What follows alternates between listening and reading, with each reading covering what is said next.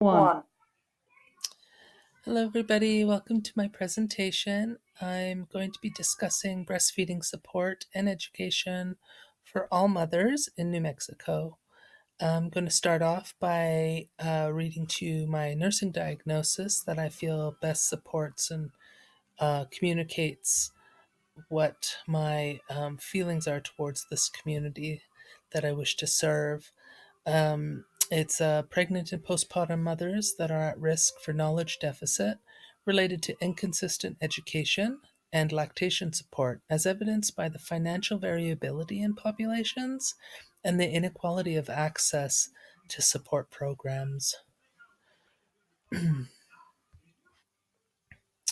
So here is some stats on taken from the USDA WIC survey. It says that in 2015, over 25,000 births took place in New Mexico. Of those, 4,700 strictly breastfed, and over 9,000 strictly bottle fed. And that there's a large imbalance to me with the amount of support that a woman would receive and would choose to bottle feed. So it makes me wonder why would somebody choose to bottle feed as opposed to breastfeed for economic reasons. Um, there's a large imbalance, and so with that, one of the things I would want to focus on as a community health nurse is to increase the rate of strictly breastfed infants by about 20% over the next year or two. And that I would do that by including all mothers um, in early education and postpartum education, and not just under the poverty line, but even over the poverty, even wealthy people, all mothers. I don't feel like breastfeeding should be something that is offered for the rich or the poor. It's not that kind of issue. And so I'm a part of a baby friendly hospital. And so I was tasked with learning modules that helped me understand what that meant. And I feel that it's a pretty great initiative. They started off about over 20 years ago. It was UNICEF and the World Health Organization, and they were noticing there's just these disparities in breastfeeding support. And so they created the 10 steps to successful breastfeeding. And it's a template that healthcare people can follow to better serve mothers um, and help support that and nurture that the breastfeeding success.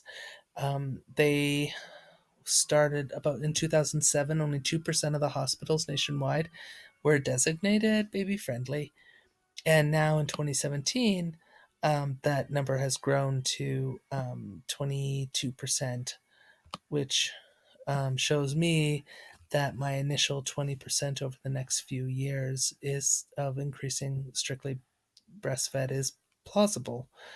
Um, but one of the issues is that there's well, first let me tell you what the 10 steps are.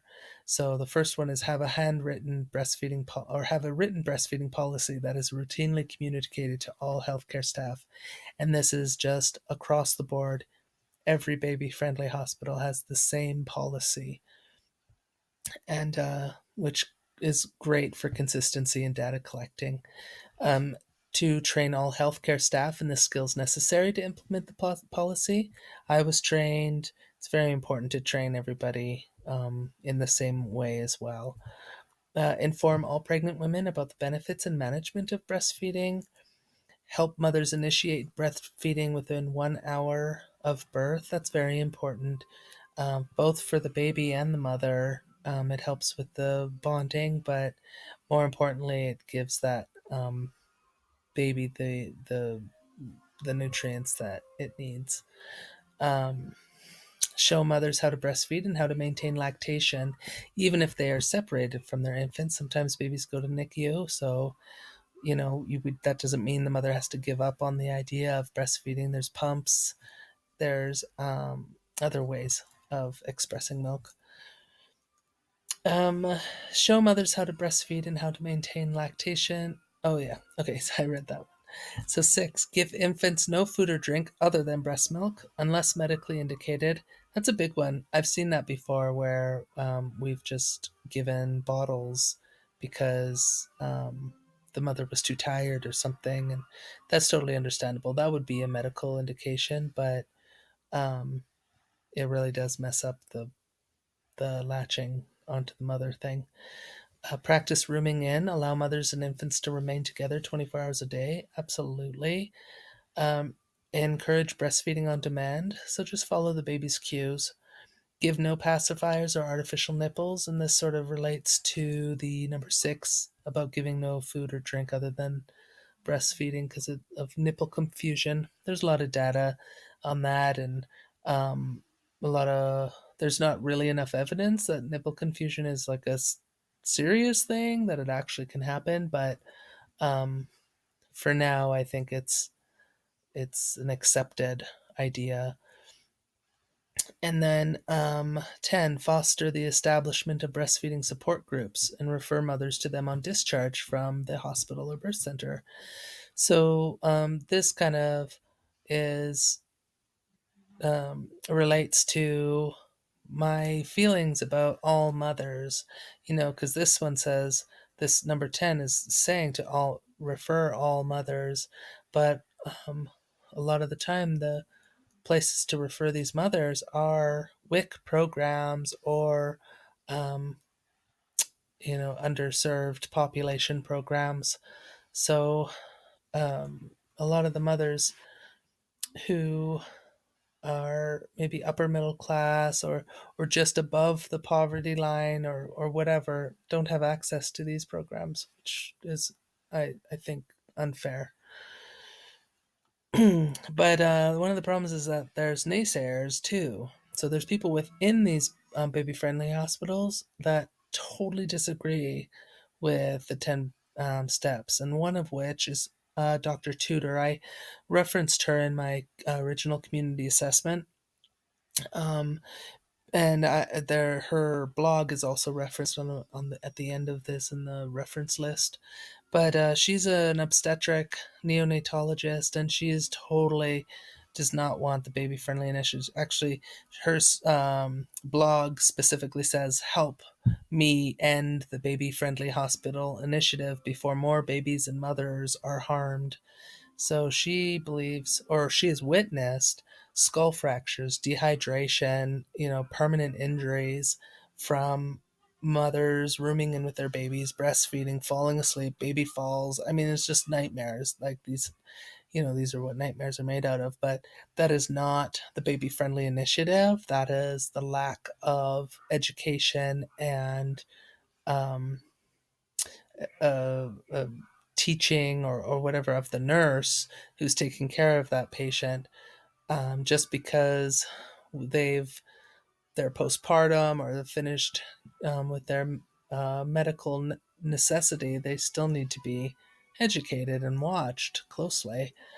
But Dr. Tudor, she's come up with her own initiative, I suppose, and I've taken this off of her blog. Neonatologists, pediatricians, and postpartum nurses should immediately institute 3 specific measures. Measure 1, easy access to infant formula and a low threshold for supplementation in the first few days. Routine access to pacifiers to soothe babies who are comforted by them. And 3, mandatory access to nurseries where mothers can have large blocks of time so that they can sleep. This is almost the opposite to the BFHI. So, but she's pretty loud about it, and there's quite a few. There's quite a few people spread out that think that it's not helpful. But one of the um, issues is that Dr. Tudor, as an MD or as a healthcare provider, we all know that sometimes benefits outweigh the risks. And sure, skull fractures, that's horrific. However, the those are probably so far and few between, whereas we've seen the um, the health benefits of, say, colostrum. Here's a slide of one of the things. I've took it from breastfeedo.com. Um, this tells you what we're giving our infants for the first few days of their life, and if you could see the slide, it's just filled with nutrients and protective factors and growth factors, and it's absolutely essential for a healthy baby and a healthy human moving forward. And we all, as medical professionals, we understand that sometimes we have to give a medication and we look at the side effect, and the side effect seems to be what's causing the issue in the first place. I mean, it's just, but we have to outweigh the benefit risk factors. I mean, that's just the way it is. Um, and if having somebody watch a new mother provide breast milk and start falling asleep, that nurse can easily be there during that time, or figure out something to protect the baby from falling, put pillows up. I don't know. There's plenty of things to do, um, because colostrum is the key to a future of success. Here's in this slide. Here I took this from gourmandia.net. So uh, this is, if you can read it, some of the things that breastfeeding does for a child is it decreases the risk of cancers. Visual acuity is higher, less allergic eczema, healthier, reduced risk of diabetes, fewer infections. They're sick less. They're less dehydrated when they're sick because they're, nursing to soothe themselves, and improved muscle development of face, less pneumonia, less constipation. I mean, it just goes on and on and on. And for the mom, it's the reduces the risk of breast, ovarian, and endometrial cancer, can help women to lose weight, reduces the risk of osteoporosis. It assists the uterus to return to its pregnancy state, and it always lowers the risks of blood pressure, cholesterol, heart disease, diabetes. It's just so many more benefits that I think outweigh the risk of a mother falling asleep and dropping her baby. Um, to naysay the breastfeeding initiative because of something that is, I think, human error is it's unreasonable. Um, Here is a graph that I added into my um, community assessment assignment, and this is the breastfeeding exclusively after 2 months postpartum. And why this is important is because we don't offer really enough education on continued breastfeeding, going further, going into toddler years. This demographic in New Mexico shows that uh, the in Bernalillo County alone, we have only half the mothers, or well, less than half the mothers, continue breastfeeding after 2 months.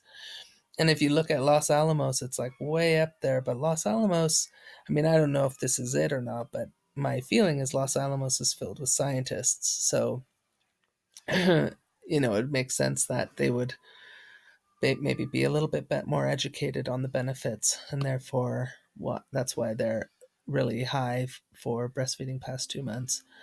But with that in mind, here's a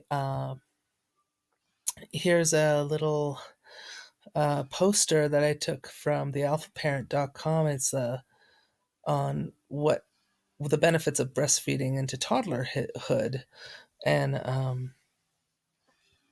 Another intervention that I would develop is to encourage and educate parents on the benefits of continued breastfeeding even past infancy.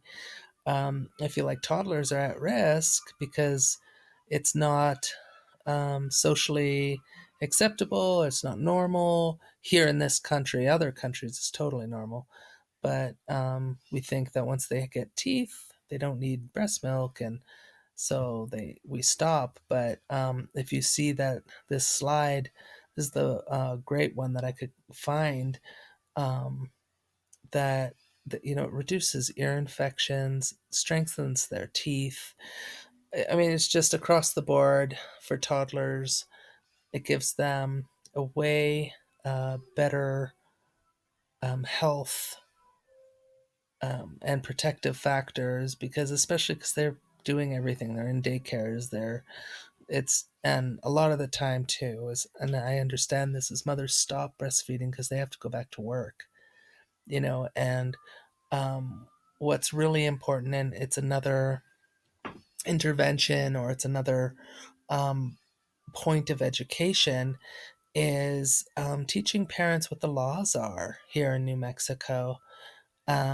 And there's really incredible laws that protect breastfeeding mothers in the workplace. I mean, I know we're a right to work state, so some of the times it's like, well, if they don't want you, they can fire you, but they could definitely not fire you, and instead must provide you by law a place to pump that's clean and private, flexible break times so that you can go. I heard a story of a woman who stopped breastfeeding at 3 months because she had to go back to work, and it was her boss only gave her like 10-minute breaks every 4 hours, whatever and that's not enough time to be successful. It's a shame. And so I feel that the breastfeeding newmexico.org is this kind of this coalition task force, and they are completely knowledgeable about the laws. And it's a great resource for mothers to reach out to find who's protecting them, and what they're allowed to do, what they're not allowed to do, etc. And also for employers too, to see what they can do to better support, breastfeeding and their employees that breastfeed. So um, this intervention um, here is it's a recognized intervention. I'm just going to read off the thing. The slide. The recognized intervention for all mothers is to increase the exposure to WIC programs and lactation consultants through the prenatal period of care, as well as postnatal care, and inform them of their rights in the workplace. In doing so, mothers will have consistent education and be offered the same resources regardless of station in life.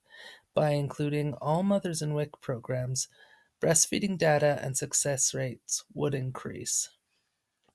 It just would automatically, because we would have included not just low income families, we would have included all income families in that data.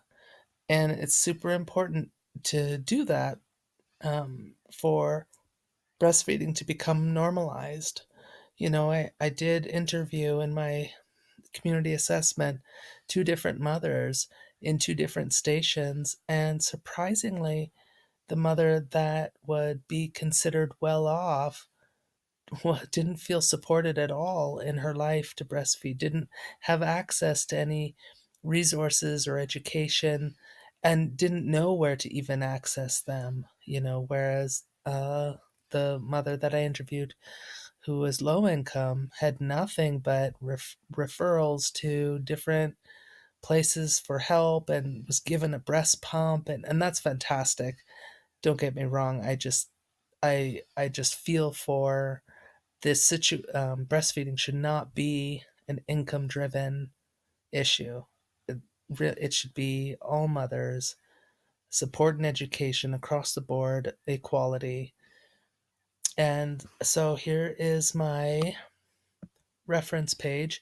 If you're interested in reading any of the blogs or going to any of these sites, they're pretty great. And that blog specifically, Dr. Tudor, about helping her stop the breastfeeding initiative, is in here as well. That wraps it up. Thank you so much for listening, and